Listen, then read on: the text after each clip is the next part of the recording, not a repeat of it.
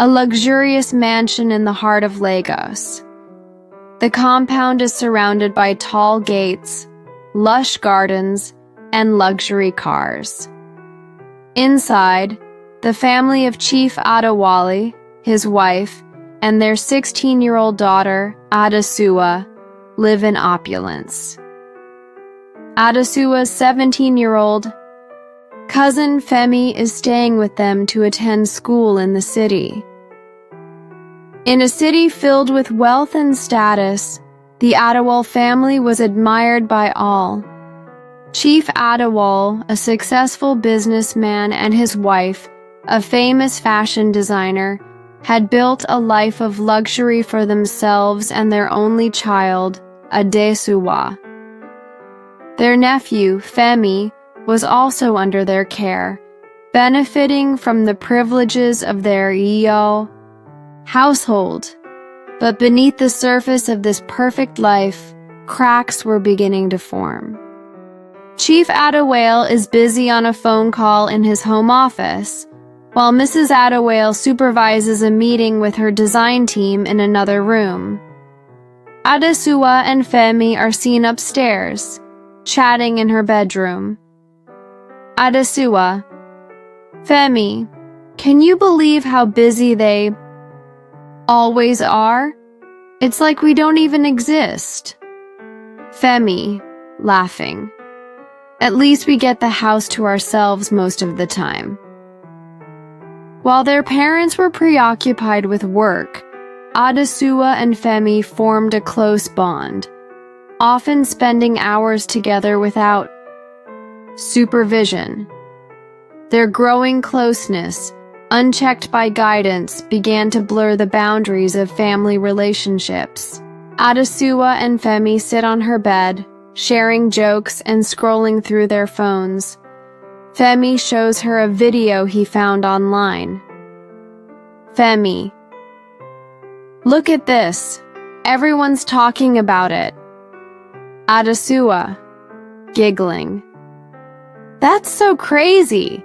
Do people actually do this? Their laughter turns into playful teasing, and Femi pulls Adesuwa into a hug. The camera lingers on their expressions, showing a mix of awkwardness and curiosity. What started as innocent companionship began to take a troubling turn. With no one to guide them, Adesuwa and Femi found themselves drawn into behavior they didn't fully understand, crossing boundaries. A few weeks later, the cousins spend more time alone in Adesuwa's room. Their playful interactions escalate into inappropriate physical closeness. Meanwhile, their parents remain oblivious, focused on their work. Adesuwa: Femi, do you think what we're doing is wrong? Femi: I don't know. It's not like anyone has told us otherwise. Without boundaries or guidance, the cousins crossed lines they didn't realize could have lasting consequences. The turning point and resolution. One afternoon, Mrs. Adewale returns home earlier than expected. She hears hushed voices and laughter coming from Adesuwa's room. Suspicious, she opens the door slightly and is horrified by what she sees. Mrs. Adewale, shouting: Adesuwa! Femi! What on earth is going on here? The cousins freeze, their faces pale with guilt and fear. Mrs. Adewale storms out, calling Chief Adewale on her phone. The shocking discovery shattered Mrs. Adewale's trust.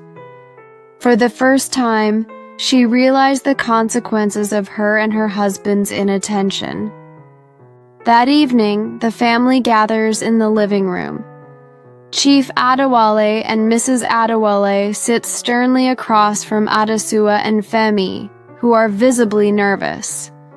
Chief Adewale: Adesuwa, Femi, How could you do something so reckless? Your family, Asadewa, tearfully. You're never around. You're always working. What did you expect us to do? Femi.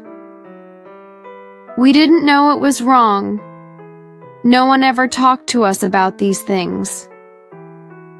The children's words forced the Adawales to confront the truth.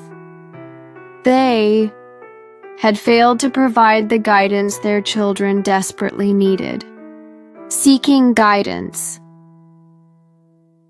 The Adawales visit their family elder, Mama Folake, to seek advice on how to handle the situation. Mama Folake. Children are like young trees. If you don't guide them, they will grow wild. Wealth cannot raise a child.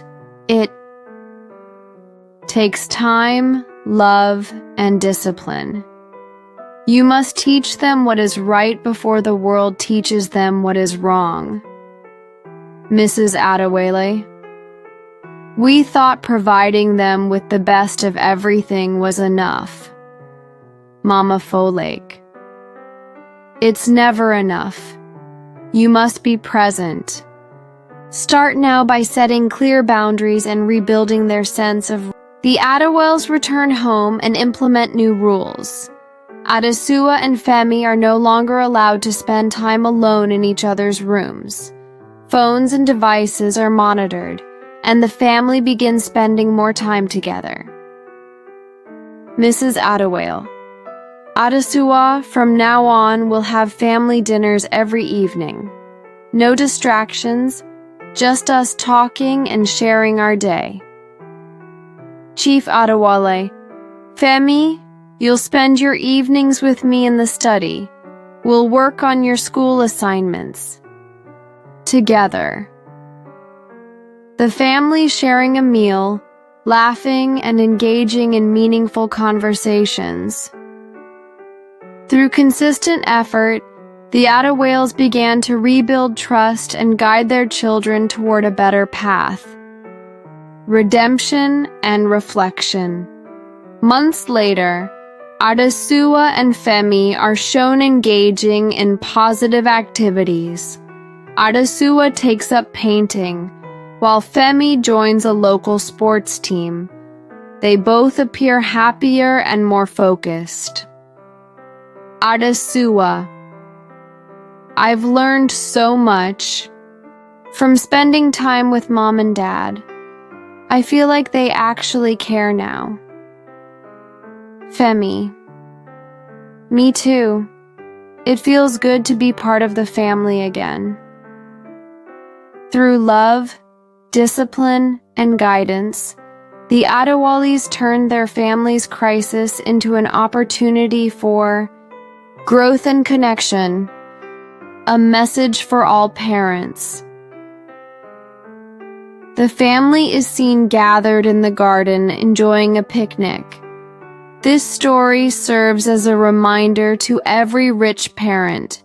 Wealth can provide comfort, but it cannot replace your presence in your child's life. Be vigilant, be involved, and always guide your children with love and wisdom. Parenting is about more than riches. It's about shaping values and building character.